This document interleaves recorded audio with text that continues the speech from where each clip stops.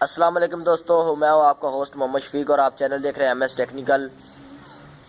तो अगर आप मेरे चैनल पर न्यू हो तो प्लीज़ सब्सक्राइब कर दें और साथ लगे बेल आइकन को दबा दें ताकि मेरे लेटेस्ट वीडियो आप तक जल्द से जल्द पहुँचते रहे। आज मैं आपको बताने लगा हूँ कि एक जो प्ले स्टोर है उसकी जानब से एक बहुत ही अच्छी ऐप आई है जो कि आर्मी गेम है।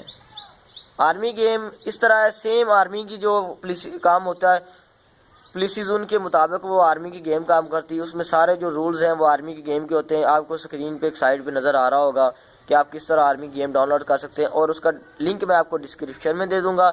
आप किस तरह डाउनलोड कर सकते हैं, मोबाइल में किस तरह कर सकते हैं और कंप्यूटर में किस तरह कर सकते हैं।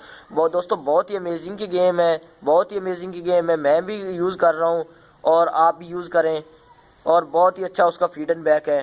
तो वो इतने MB की नहीं है, तकरीबन 30-40 MB की, और आर्मी की जानब से गेम है। वो बहुत ही अच्छी गेम है। आप अपने मोबाइल में इंस्टॉल करें और मेरे चैनल को सब्सक्राइब कर दें। Thanks for watching. अल्लाह हाफिज़।